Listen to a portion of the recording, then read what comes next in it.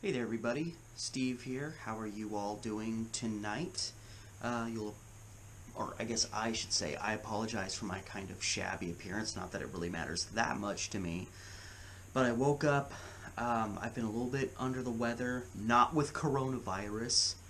Um, but yeah, I think I'm still having lingering effects from neurovirus a little while back. My stomach's been in knots for a few days. My body's just kind of, and I've just been generally just kind of fried and also working. But I wanted to bring to you a video now that we're like about halfway through the Democratic primaries and everyone's saying it's over, Bernie, accept it, it's over, get out now and get behind Biden before you do the same thing you did to Hillary in 2016 when I'm going to tell you right now, same thing's going to happen in 2020 that happened in 2016 if we get behind Joe Biden. Except Trump's margin of victory is going to be greater. And I don't want to hear a bunch of people complaining about how it's the third-party voters' fault again. 2016, almost half of eligible Democratic voters didn't even vote in the presidential election, didn't even come out to vote for Hillary. And the funny thing is, in the state of Oregon, you can actually check and see who did and didn't vote. A little intrusive, I know, but it's so funny because me and my girlfriend actually sat down and looked at people we knew who were going online and on social media and ripping into people. How could you vote third party? You gave us Trump, you sons of bitches. And a lot of those people were eligible Democratic voters who didn't vote. I'm telling you right now, and I'm sure this will get hate comments on this video, but I'm going to turn the comment thing off, so there you go. If Trump is the nominee if Biden is the nominee against Donald Trump, I'm telling you right now, I'm not going to vote for him. Come on, give me all the hate you want right now. I'm not going to vote for a sexist, racist, creeper, son of a bitch who spent, 15 seconds of his campaign talking about climate change. I know y'all Democrats have been brainwashed to think that somehow any Democratic candidate is so much better than Trump. And yeah, I'll admit, Biden's a little bit better than Trump. But Biden is still a piece of garbage who is not going to move us forward, especially considering the case that he is repeatedly, and it's only getting worse, showing signs of a mental decline. Now, whether that's dementia or something else,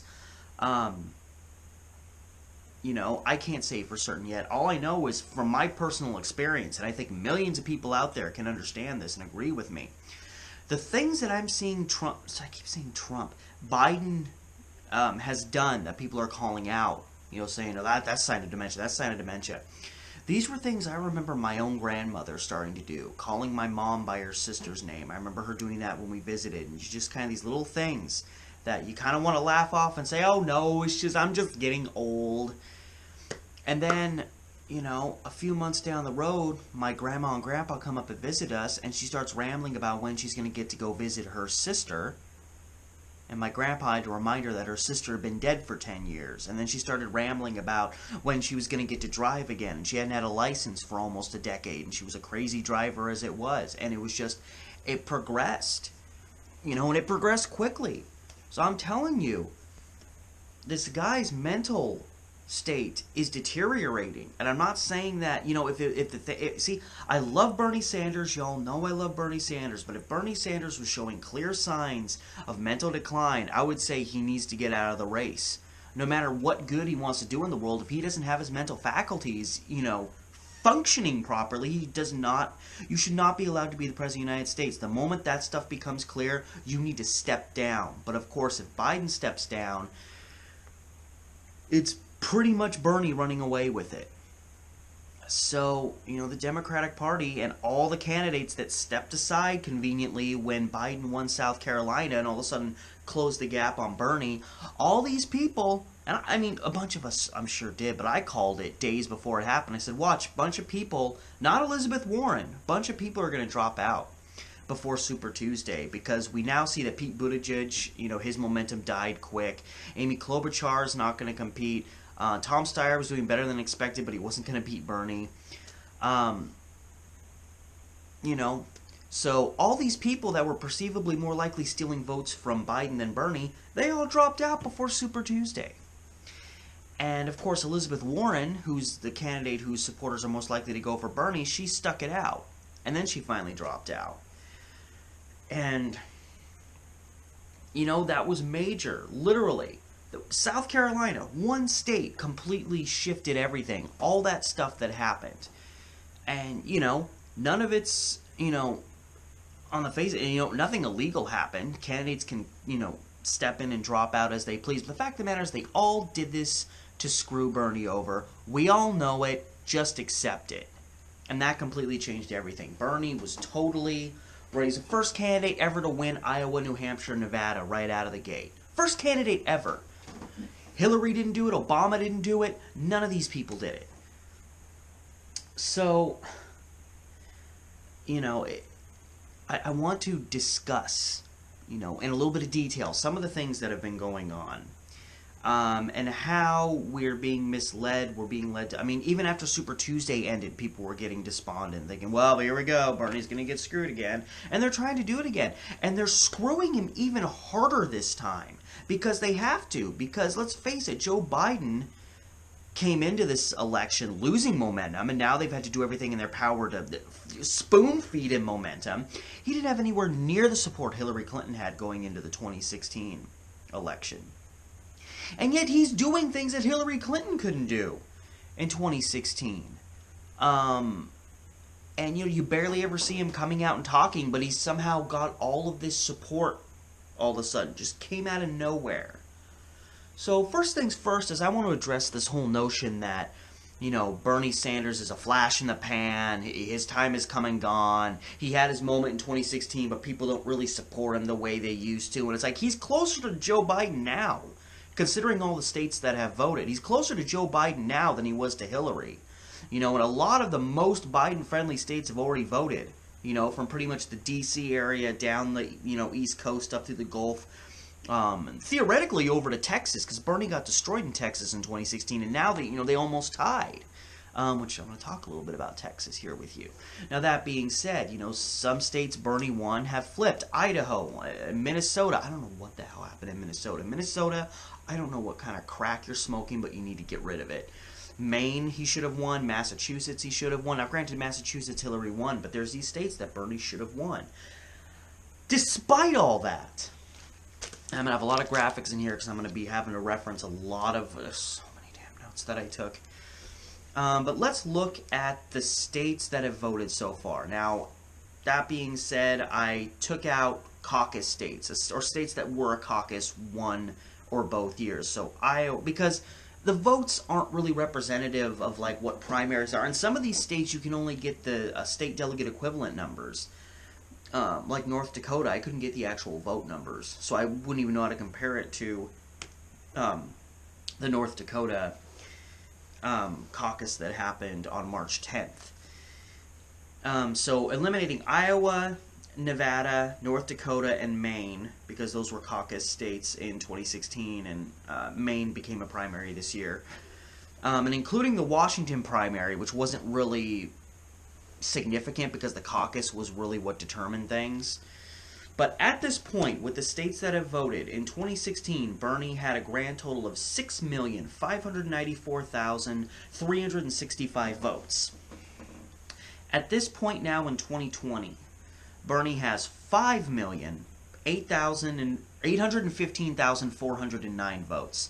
So he is 778,956 votes behind where he was in 2016. So you'd think, okay, he's like 750,000 votes behind where he was in 2016. So how can you say that he's not doing considerably worse? Well, I mean, even the Iowa caucus, when O'Malley was still in the race, he still got nothing and dropped out.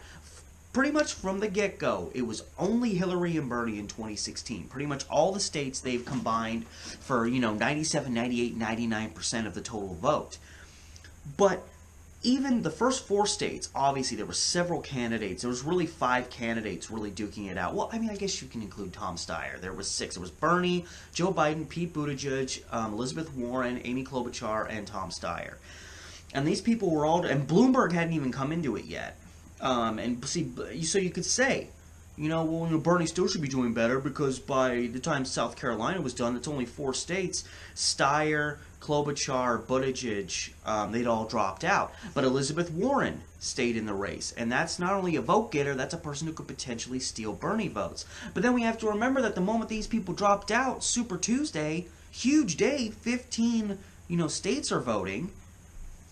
And that's when Bloomberg gets involved. And I feel like Bloomberg kind of screwed Bernie and Biden over, and that's why I think he dropped out after Super Tuesday, because they realized he wasn't going to beat Biden, and he was, if anything, taking votes away from Biden and keeping states closer. I think he actually helped Bernie a little bit in states like Tennessee, which I'm kind of suspicious about Tennessee. But, there was even California. Bloomberg did surprisingly well, and there was actually one state, I thought this was really interesting, because I'm going to start talking about exit polls, because they need to be talked about. And, of course, a lot of these, Bernie kept doing, worse than the at least from the states that they've done exit polling in. But it was interesting that in Michigan, which Michigan is a really important state, it's a state that Bernie surprised everybody and won.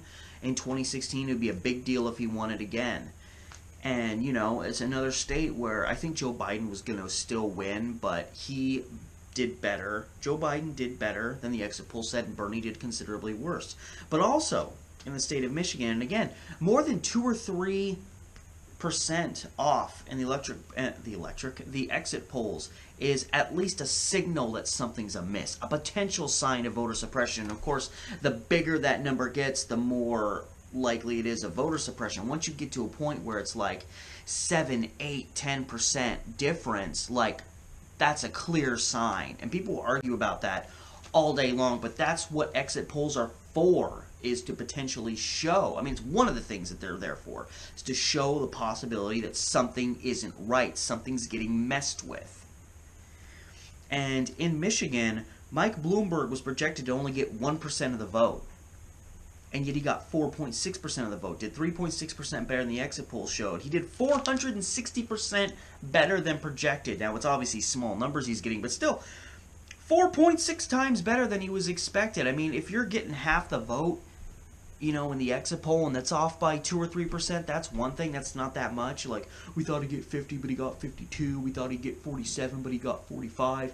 When you're projected to get 1% and you get almost 5%, that's a much larger deviation. Very strange. But again, I'll get to that. So again, you have Bernie doing less than 1 million votes worse than he did in 2016, and you have a much larger field in the first 4 states, and then you have, Bloomberg getting in there, and Elizabeth Warren's still in there on Super Tuesday. So a lot of these states that, every state was won by either Bernie or Biden, but still, in most of those states, they were combining to only get, 70, 80% of the total vote, because Warren's getting people, Bloomberg's getting, I mean, there were states where Bloomberg was getting like 20%. So, there's already, if nobody voted for anything else, Bernie and Biden are only going to get 80% of the total vote. So you start to understand why, I mean, it was inevitable that Bernie was not going to be at this point where he was at in 2016, because there was only one person competing against him back then.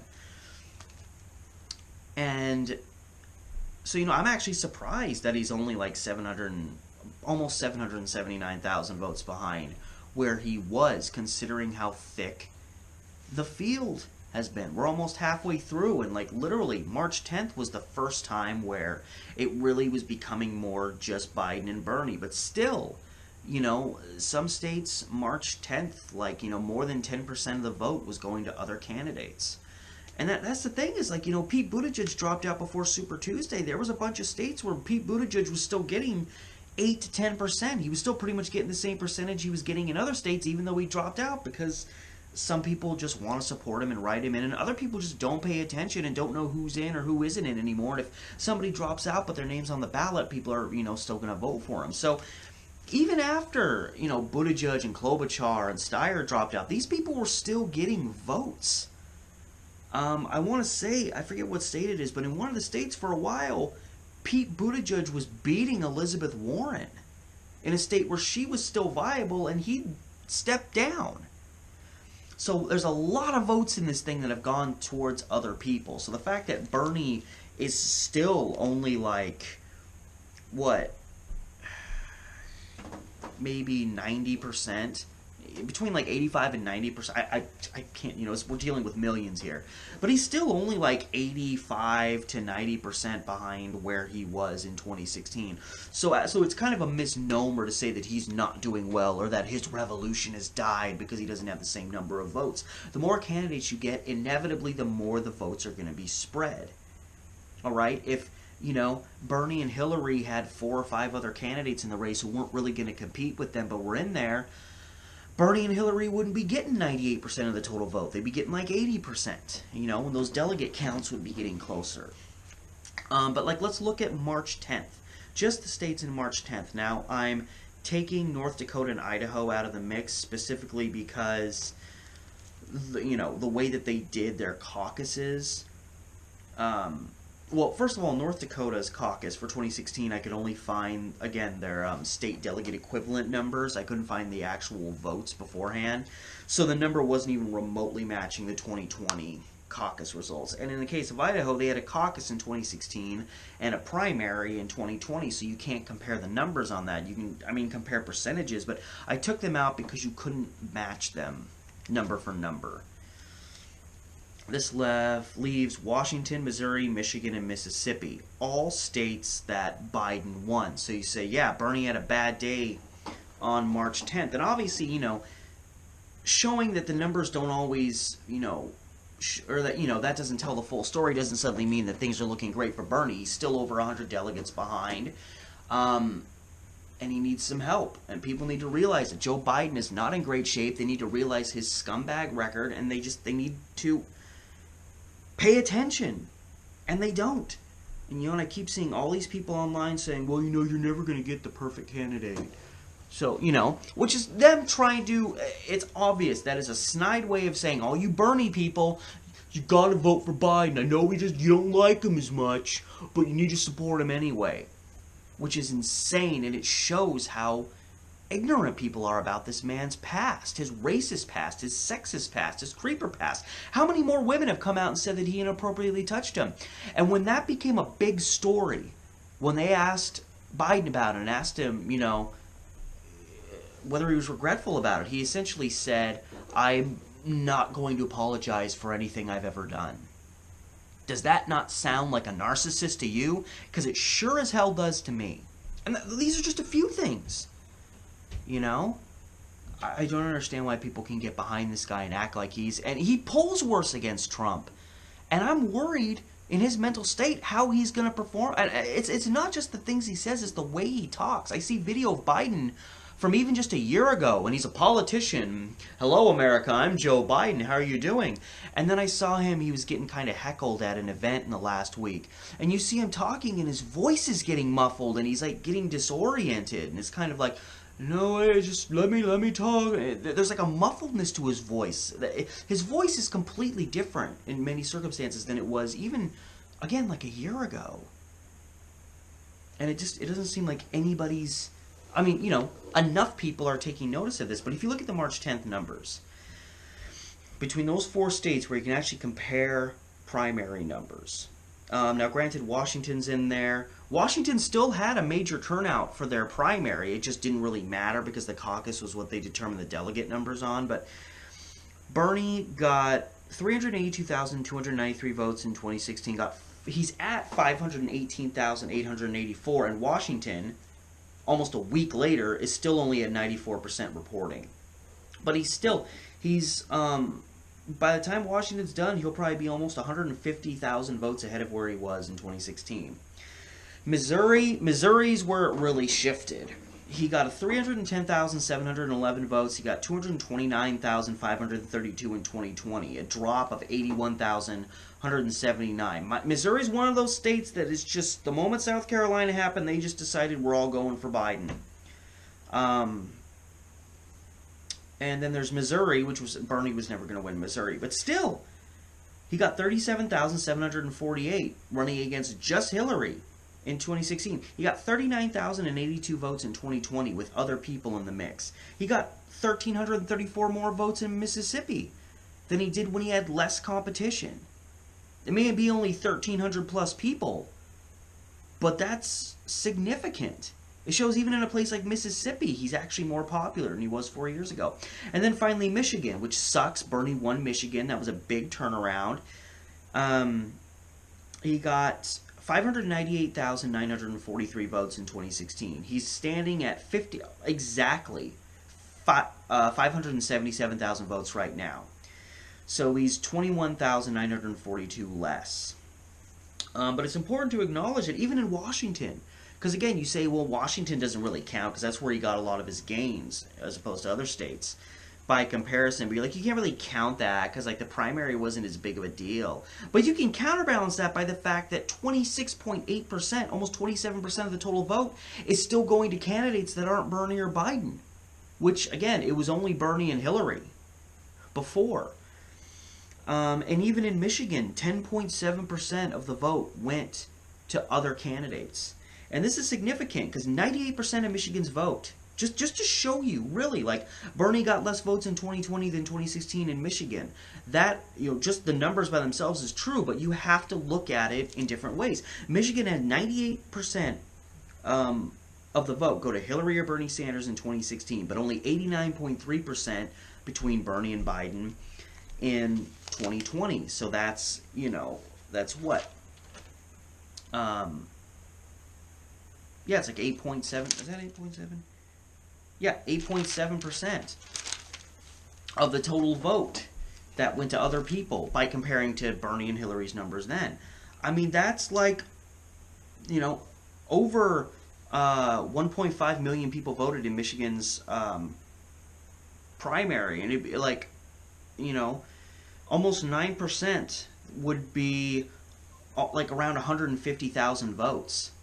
And you think, even if you go with the numbers, Bernie reportedly got 36.4%, he'd still be getting almost 50,000 votes more if the numbers stacked up to what they were in 2016 between him and Hillary, which if you add those, he'd be doing over 600,000 votes, somewhere around 630,000 votes, which would have him getting, like, 30 to 35,000 more votes in Michigan in 2020. So he still has that support. And this brings us to the exit polls, which again, people try to claim exit polls really don't mean anything. But the fact of the matter is, if an exit poll is off by literally, just a couple percentage points, there's 2 to 3%, it's already a sign that something is amiss. They're very well organized and done out, and of course they alter. There's actually adjusted exit polls where they change the exit polls so they match the results, which is freaking insane. I don't even want to come up with an analogy that matches with that. That's like, I don't know. It's absurd. They pretty much say like, oh, well, if things don't match and there's signs of, voter fraud, well, we'll just change it so then people won't think that. Of course, the Democratic Party, this is the party that said pretty much under oath that, yeah, they rigged the 2016 primary and that they have the right to rig the primary. They claim that they have a right to do this. So they're not even apologetic for giving the finger to their voters, even the voters that support the candidate they want. The fact of the matter is, they don't even care whether you support their candidate. They just want to get their candidate in. And their candidate has to be someone who will maintain the status quo, which means your insurance is going to continue to suck if you even have it. Nothing is really going to move forward on climate change. We're all going to be dead a few decades from now. Extinct. Human extinction. You're still not going to be able to afford college. You're going to be buried in student loan debt.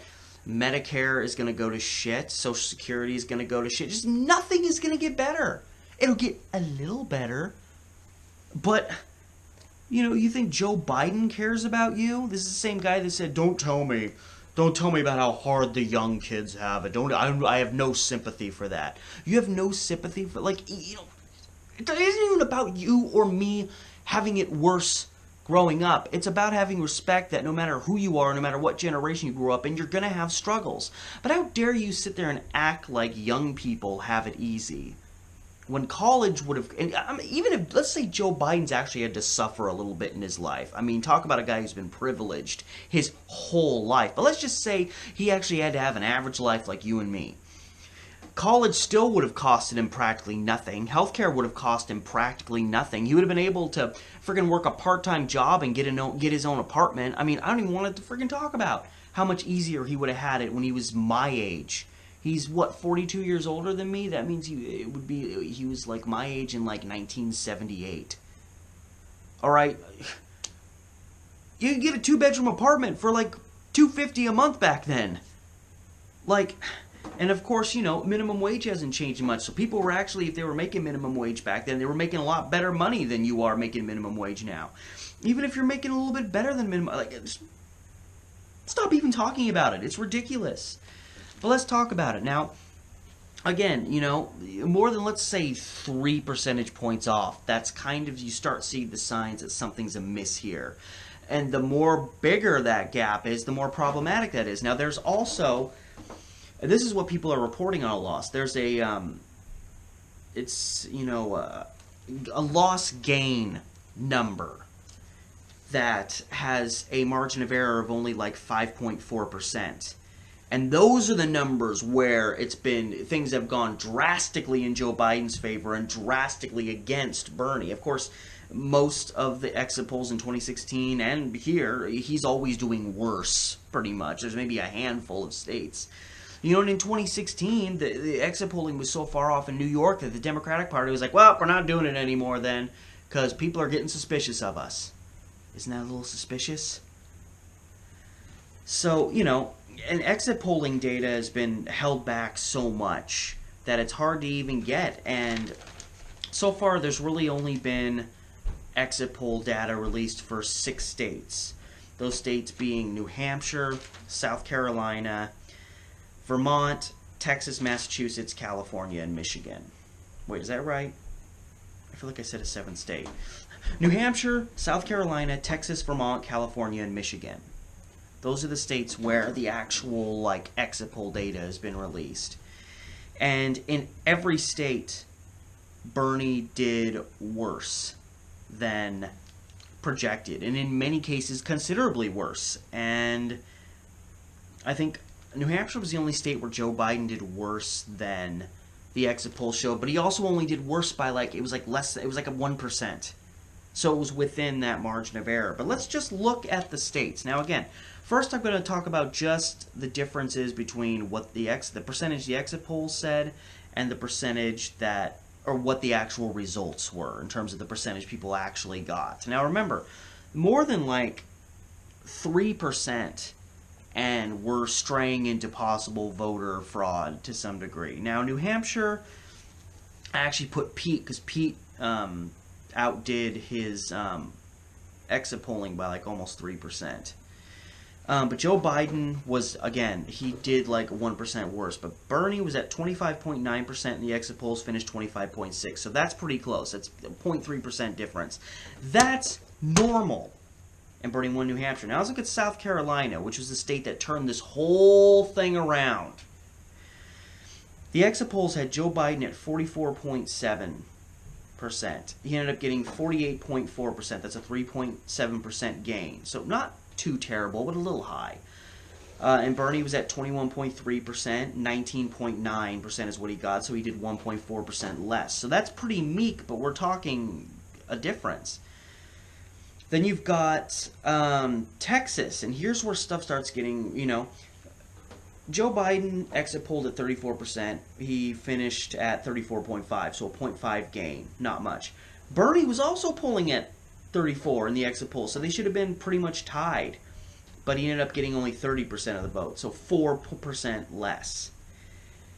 Then you go to Vermont, where things get really crazy. This is Bernie's state. He got like almost 82% of the vote in 2016. 2020 exit polling, Biden's at 17%. Bernie is only at 57% in his own state, 25% worse than 2016. But in the final results, Biden got 22%, Bernie got 5.7%. That's a 5% increase for Biden and a minus 6.3% for Bernie. Those are both problems. So let's move on to California, biggest state. In the end, right now, Bernie's got a little over 33%, and Biden's at 26.5%. So Bernie's been steadily holding about a 7% lead. But in exit polls, Biden was polling at 23 and Bernie at 38. That's a 15% difference. It's almost twice as much as the final results are showing. About a 3.5% increase for Biden and a 4.2% decrease for Bernie. I mean, we're talking hundreds of thousands of votes just there. And then Michigan, the state that Bernie won but then got blown out in. Biden was probably still going to win Michigan. He was exit polling at 52%. Bernie was at 43%. Now, Biden finished at 52.9%, so 0.9% better. That's nothing strange about that in and of itself. Bernie, final results, 36.4%, a 6.6% drop from his exit polls.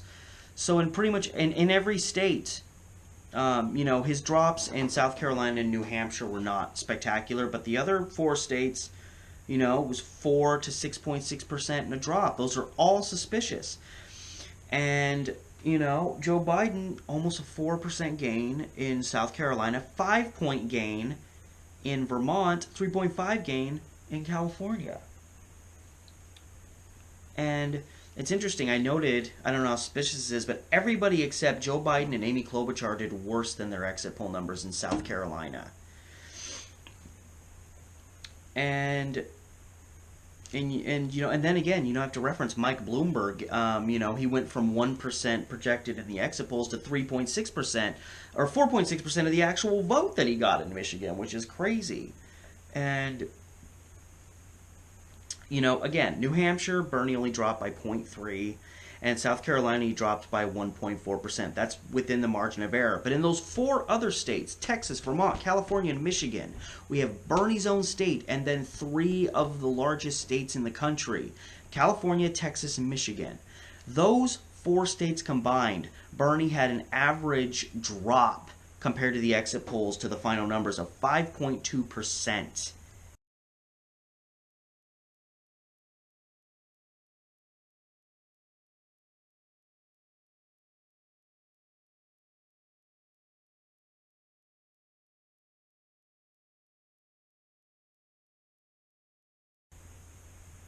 When it's only supposed to be off by at max 2 to 3%. So these are big numbers in big significant states. They knew Bernie was going to win California, so what's the best way to suppress him there? Make the margin of victory smaller. Michigan's supposed to be kind of close. Screw it. We'll have Joe blow him out. Bernie leading in Texas by tens of thousands of votes for several hours, and then suddenly Biden just blew by him and ran away with it. And of course, Texas, another place where lots of places with minority populations, practically no polling places to go to.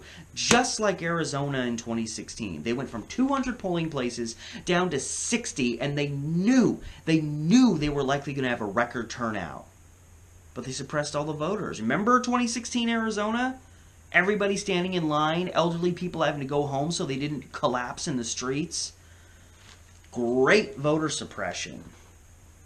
And I think we're seeing it happen again here with these numbers. Now, again, there's also this, the number it's called a gain-loss amounts. And again, this only has a margin of error of 5.4%. So once you get up to 6-7%, all of a sudden, things are really fishy. And anything beyond that, whether it's plus or minus,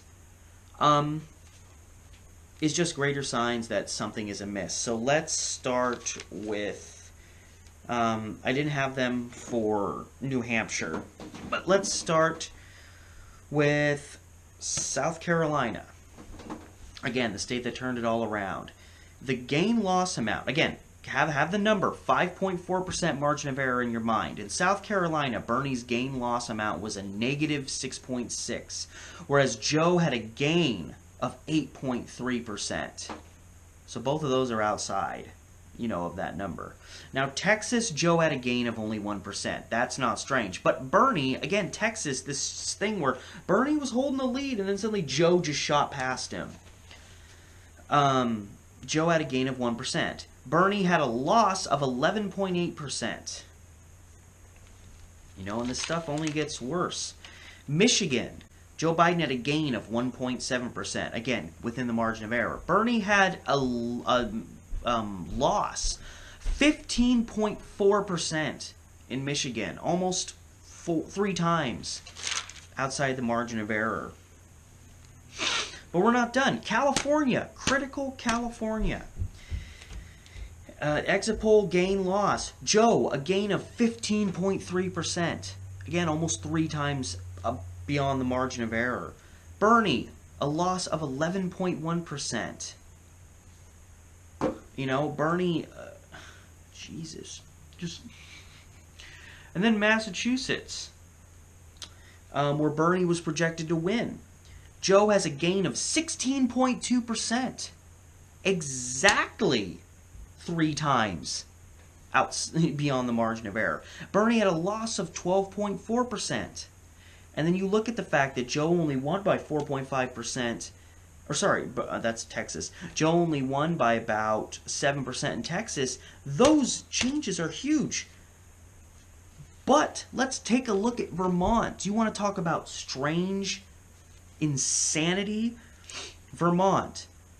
Bernie has a drop in his own state, a loss of 11%. Again, 5.4% is the margin of error.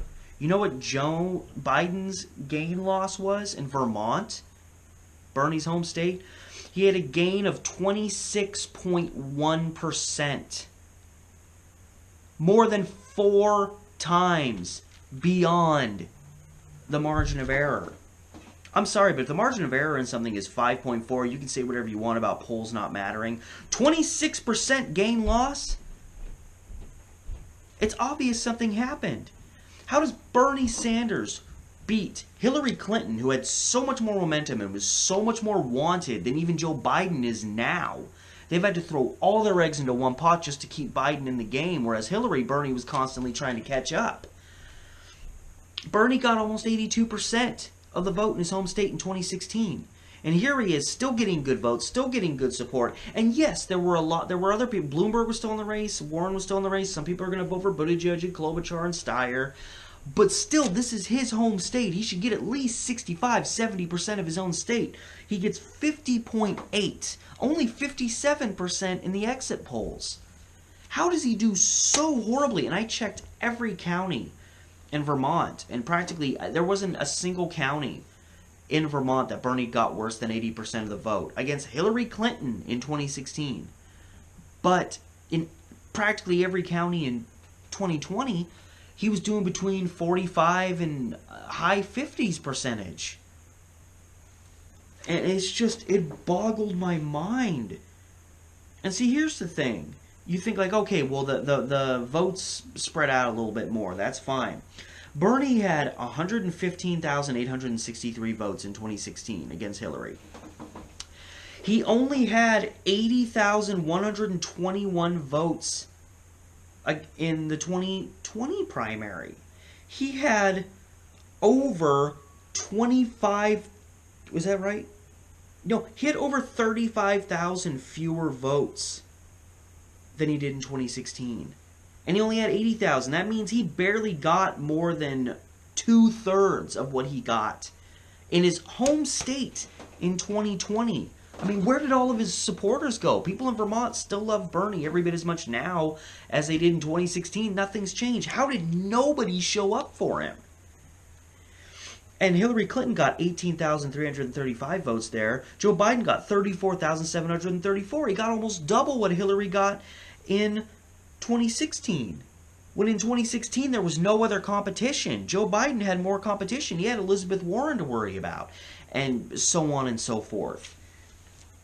And Bloomberg, how did he do so much better than Hillary? Well, let's face it, I have no love lost for Hillary Clinton, but Hillary Clinton was a lot more heralded and supported in 2016 than Joe Biden is now. So these numbers are absolutely insane. They go beyond just, oh, maybe there's a little bit of voter suppression or something. Maybe something is amiss. And I looked at this, I did the math. Now, obviously, you know, exit polls are pretty spot on, that doesn't mean they're scientifically 100% accurate. It doesn't mean if it says Bernie got 25.9% in the exit poll that he's going to get 25.9% of the vote exactly. But I wanted to do the math just to show how significant this is. Now, granted, this is just for these 6 states that we've actually seen exit polling data for. Just 6 states. That's it. Right now, the delegate count before... I'm doing this before the next run of states, which I believe is March 17th, so those states aren't going to apply here. Joe Biden has 890 delegates. Bernie is at 736. So Joe holds a 144 delegate lead. But then let's say the exit polls are accurate, because they should be more accurate than the final count was. So even these numbers I give you are guarantee are more accurate than the results given. Like, it's pretty abundantly clear that something's amiss here.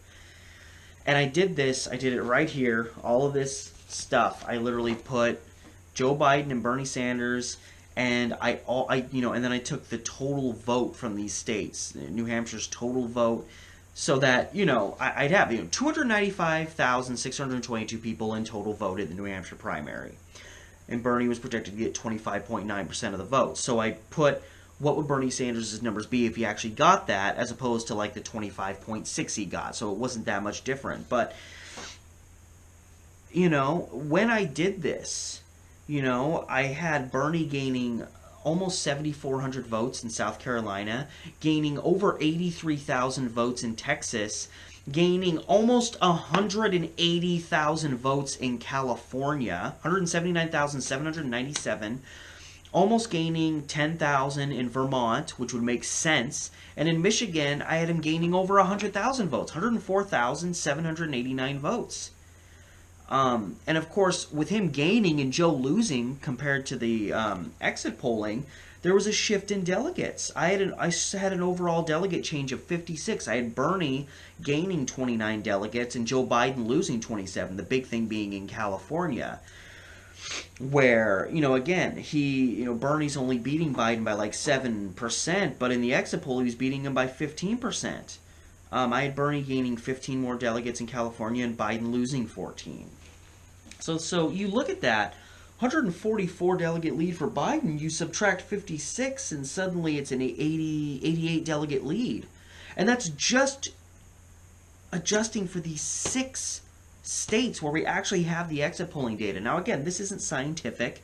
Biden always may have done a little bit better, but how come Bernie Sanders never does any better? He always does worse. 5 exit polls have been released. Joe Biden did worse in 1 out of 6. Bernie has done worse in all 6. Even in New Hampshire where he won, he still did like a couple, 0.3% worse. He never does better. He never does better than the exit polls. And Joe Biden almost exclusively does, by bizarre numbers. That's the problem. And now you look at the fact that really, if the exit polls are right just between those states, that trims 144 delegate distinction down to 88 all of a sudden, which is nothing. Illinois is upcoming soon. That's almost 200 delegates right there. But then you look at Super Tuesday. I looked at the site 538, and they did this projection, and it came out like the morning of the Super Tuesday. And they were already acknowledging that Biden was gaining momentum from South Carolina. And it was already acknowledging who had dropped out. But, there's some mass differences there. And actually, I'll get to that in a second. It's important to acknowledge that when I adjusted the vote totals, what did Bernie gain or Joe Biden lose by these by these exit polls being accurate?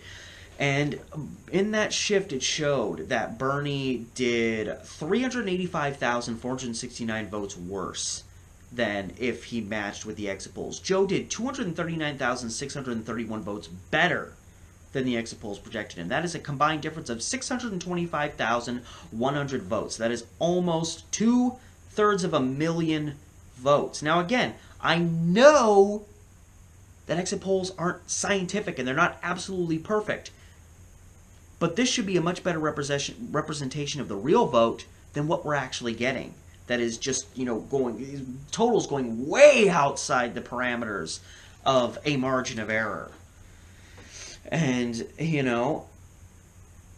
just those couple of states cuts 144 delegate difference down to 88. I mean, that's insane. And, it makes me wonder, what if? What if there were exit polls done, or at least being released in all these other states? Now that gets me back to Super Tuesday. These states that didn't, or at least haven't released exit poll data. What would that data look like? I'm not even talking about the states that happened on March 10th. I'd love to see some of that data too. But they predicted, 538 predicted that Biden would beat Bernie. Like, they were acknowledging, they weren't siding with Bernie. They weren't like, oh, Bernie will weather the storm just fine. They had him beating Bernie by 21 delegates on Super Tuesday. They had him getting 484, Bernie getting 463. But at the end of the day, he outdid Bernie by like 200 some delegates or something like that. He did staunchly better everywhere, pretty much.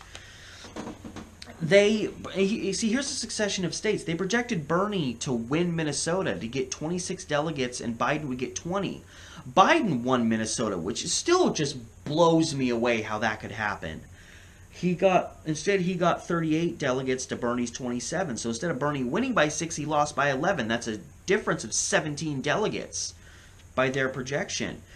They had him, they had Biden winning Virginia by a lot, but they had Biden getting 52 delegates and Bernie 26. That's a 26 delegate difference. He won by 35 delegates. That's a 9 delegate difference. They had Bernie winning Maine. They had Bernie winning Vermont and getting almost all the delegates when he only got 11 out of the 16. They had Bernie losing Tennessee, but it was close. 26 delegates for Biden, 20 for Bernie. Instead, Biden got 33 and Bernie got 19. And I would love to see some exit poll data come out of Tennessee, because for a long time, Biden, Bloomberg, and Bernie were dead heat, and Bernie actually got out ahead. And the moment Bernie actually got ahead by a little bit, Biden just took off. They were in a close battle for a long time, and then in the end, Biden won by like 80,000 votes or something like that. But yeah, Biden was projected to win 6 more delegates. He won 14 more. He was projected to win 5 more delegates than Bernie in Arkansas, but won 8 more. And here's 2 big ones. Bernie was projected to win Massachusetts, getting 29 delegates to Biden's 23. He lost, and Biden got 37, and Bernie, at least he got the Bernie number right. Bernie still got 29 delegates, but he was supposed to win by 6, lost by 8. That's a 14 delegate difference. Gain loss. And then Alabama, he was expected to lose 28 to 11 delegate wise. So Biden was projected to get 17 more delegates than him. Biden got 44 delegates and Bernie got 8. That is a 36 delegate difference. That's a 19-point difference compared to the projection.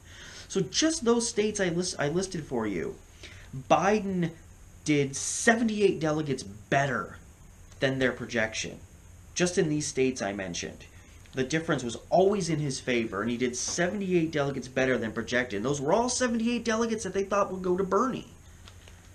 So, and it was interesting because they actually had Warren and Bloomberg getting their fair share of delegates, but they didn't get anywhere near what they were projected to get. They both did a lot worse. In like every state. I mean, Bloomberg did well in some, but yeah, Elizabeth Warren got trounced. Even in her own state of Massachusetts, she was 3rd. But, 17-point difference between the projections compared to what happened in Minnesota. I'd love to see those exit polls. 9% difference in Virginia. I'd love to see those exit polls. 8% difference in Tennessee. And again, Bernie, the moment he gets a lead, suddenly Biden shoots past him. 14-point delegate difference in Massachusetts and a 19-point difference in Alabama. I would love to see the exit poll data for those states. And we probably never will. Because, you see things going that much different. And you look at 78 delegates that they think Bernie should have gotten that went for Biden. Well, that would be, if that actually worked out that way. And again, these are projections. I know they're not perfect, but they shouldn't have been this far off. Biden loses those 78. That's a 78 gain for Bernie and a 78 loss for Biden. Any delegate that Biden loses to Bernie, it's a gain for him and a loss for Biden. So really, it's a 2-delegate shift. If Biden has 280 delegates, and Bernie has 278, but then he loses one, they're tied. because he loses one, Bernie gains one. So, well, duh, that's how math works. But 78, 78 plus 78, that's, what is that? That's 156. It'll be a 156 delegate switch between these states if, these projections were accurate. And they should have been. This places Bernie should not have been doing this bad. I don't care that Joe Biden finally broke through and won a state. South Carolina should not have affected the voters' perspectives this much. It didn't in Hillary Clinton's case. Hillary Clinton was destroying Bernie early on. And then Michigan and Wisconsin and all these other states came along, and Bernie suddenly won 8 states in a row. So just because one is kind of doing good and pulling up into a lead does not suddenly mean everybody's going to shift for them. It didn't work for Hillary, and she was a lot more popular than Joe Biden is now. So imagine a 156 delegate shift, where if you consider the exit poll data for these, that trims Joe's lead down to 88. Well, 156 delegate flip. What's 156 minus 88?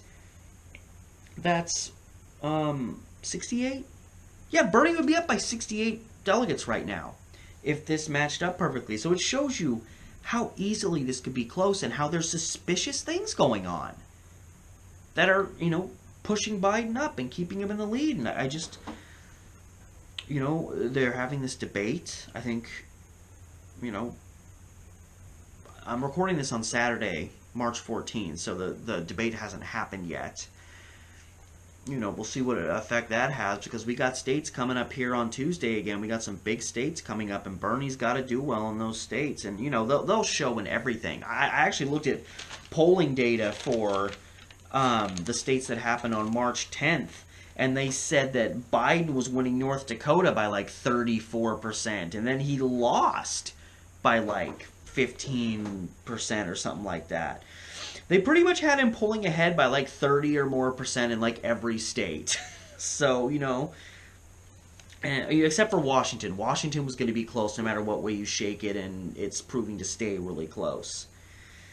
But yeah, a lot of them were projecting he'd win Michigan by like 30, and that has an effect on voters, even though it shouldn't remotely be accurate. And even with all the suspicious stuff going on in Michigan, Biden's still only up by like 15, 16%. Certainly not 30.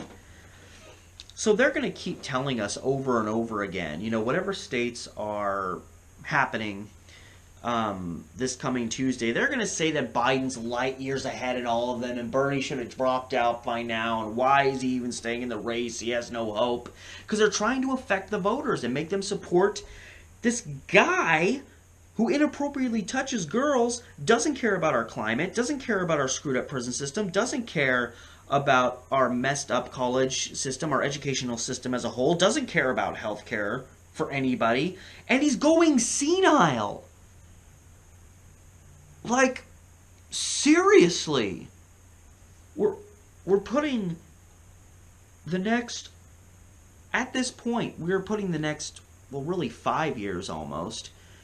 We're either going to have 4 more years of Trump, and then hopefully someone else to win that isn't a Republican in 2024, or we're going to be stuck with either 8 years of Biden, who I doubt is going to last that long, or we're going to get 4 years of Biden not in a great mental state, probably not really doing much as a president. He's probably going to be a puppet president, pretty much like, Ronald Reagan was in his second term, because he was losing his mind too while he was president. That's openly known now. And then,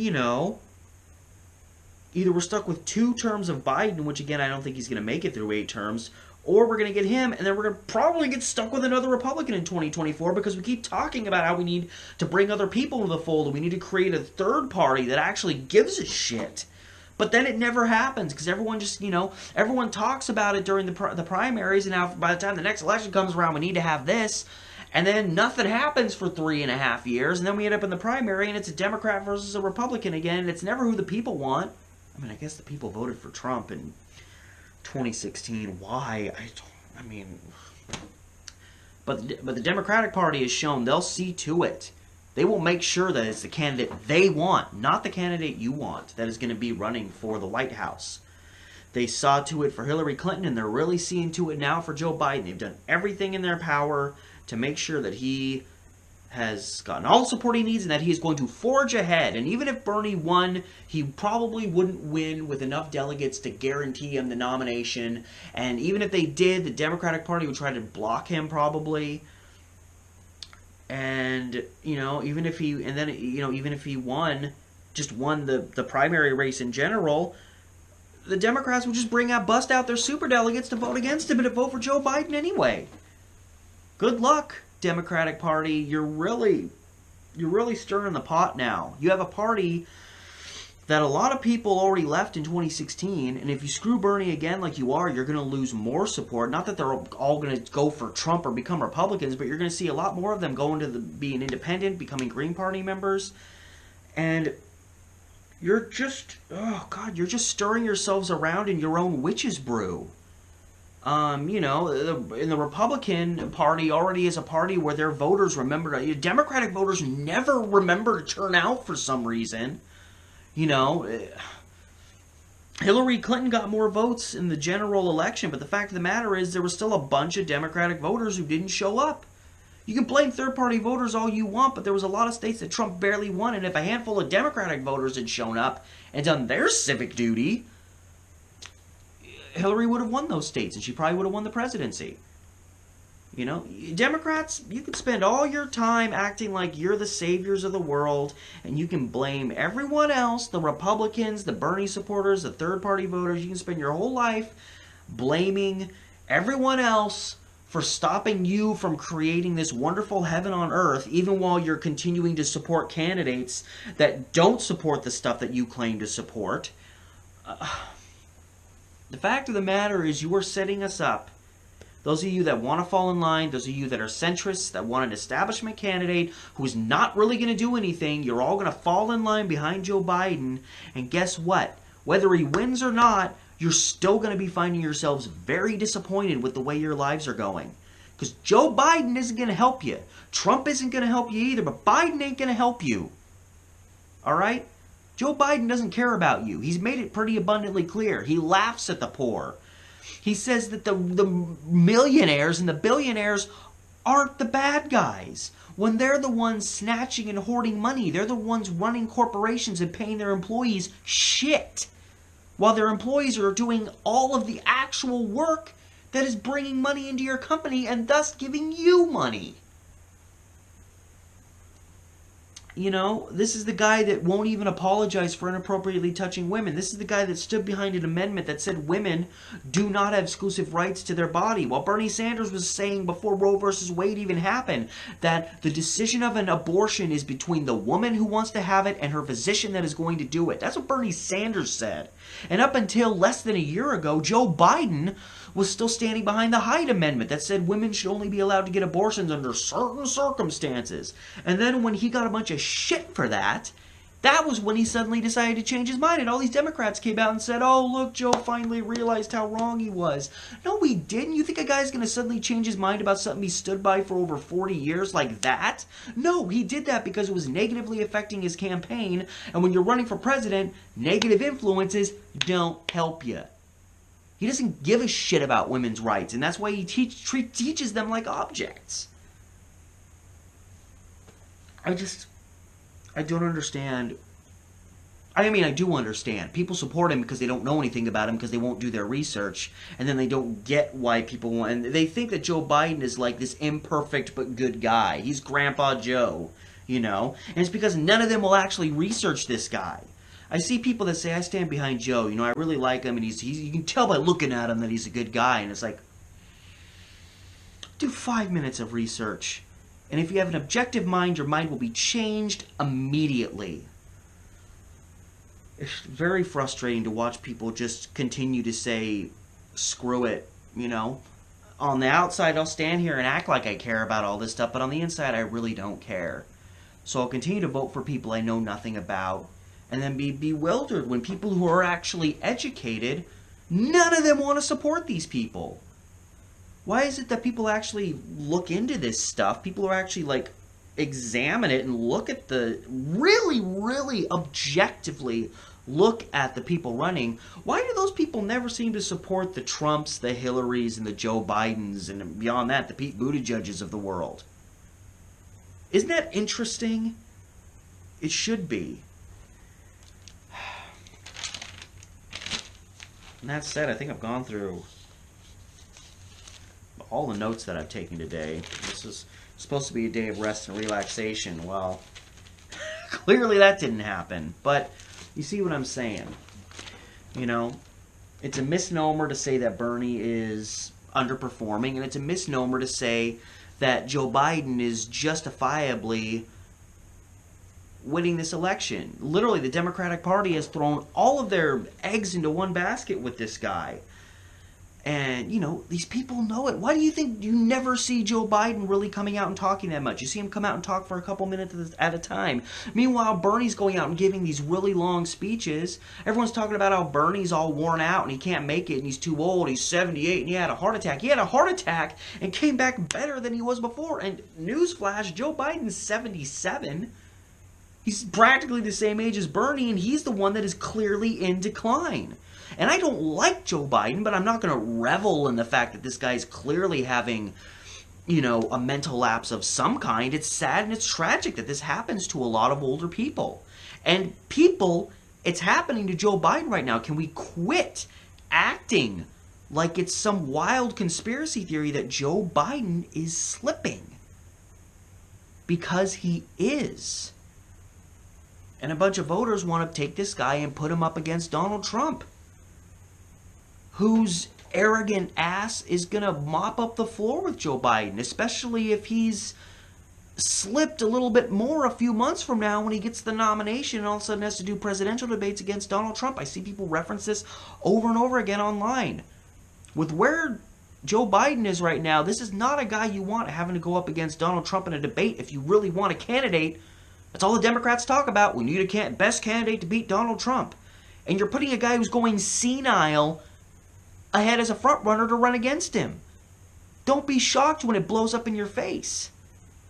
Meanwhile, poll after poll after poll after poll since 2016 has showed Bernie beating Trump. You know why? One of the main reasons is Bernie actually attracts a lot more independent voters. Democrats usually suck at getting independent voters, and Bernie gets that independent vote. Why do you think Bernie usually does so much better in open primaries and caucuses and things where independent people can come into the fray in what is an election for a candidate who's under the umbrella of being a Democrat? All right? Those are signs that he's going to do better against someone in a presidential election. Be it Trump, whether it was Ted Cruz or Rubio or Kasich or whoever would have won in 2016. I mean, granted, I don't think any of those other guys would have beat Hillary, but whatever.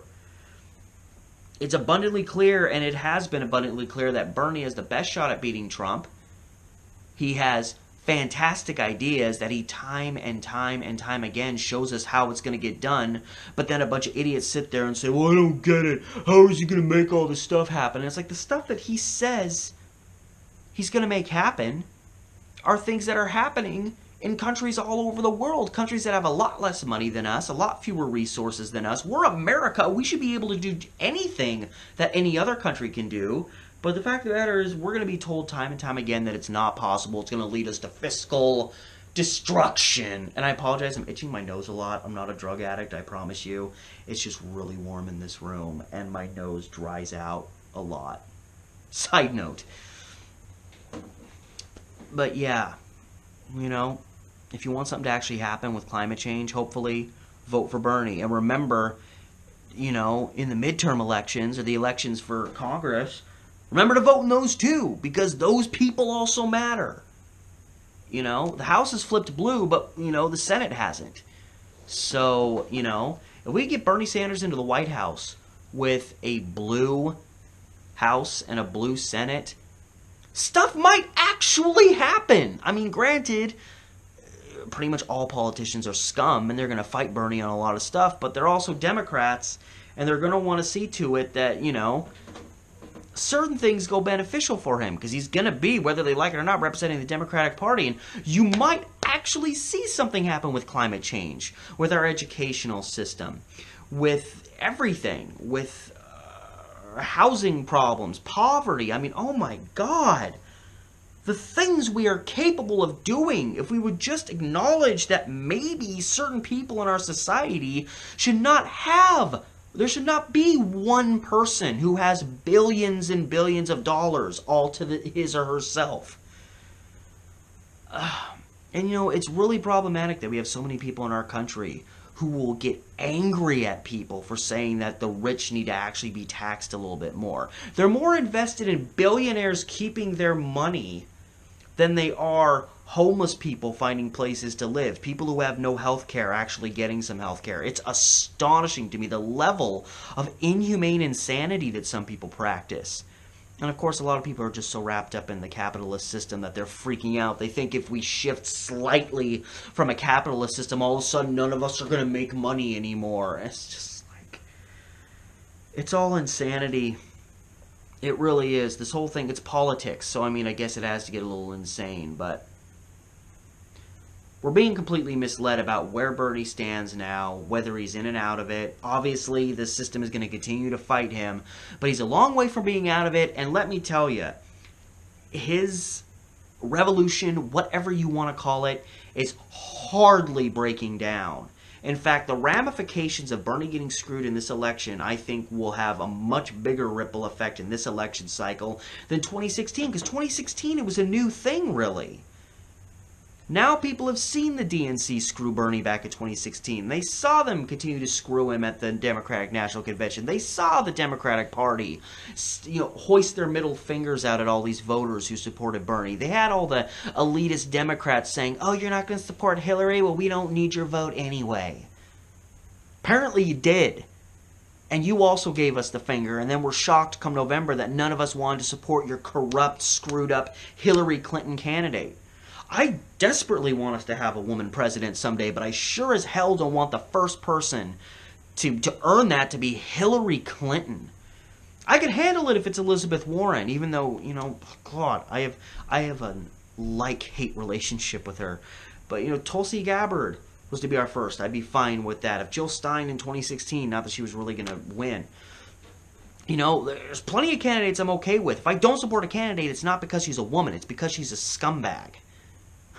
And Joe Biden's also a scumbag. Quit supporting scumbags, America. That's all I really have to say at the end of the day. Get out there and vote and know who you're voting for. And I'm telling you, if you want your life to get better, you'll vote for Bernie Sanders. That's it. I gotta shut up. This has been Steve. Thank you for watching. I'd say keep the comments nice, but I'm turning off the comment thing for this because I know a bunch of idiots are going to come on here and try to yell at me, and I'm not going to sit here and listen to that nonsense. I got too much other stuff to do, so thank you so much for watching. This has been Steve, and I'll see you next time.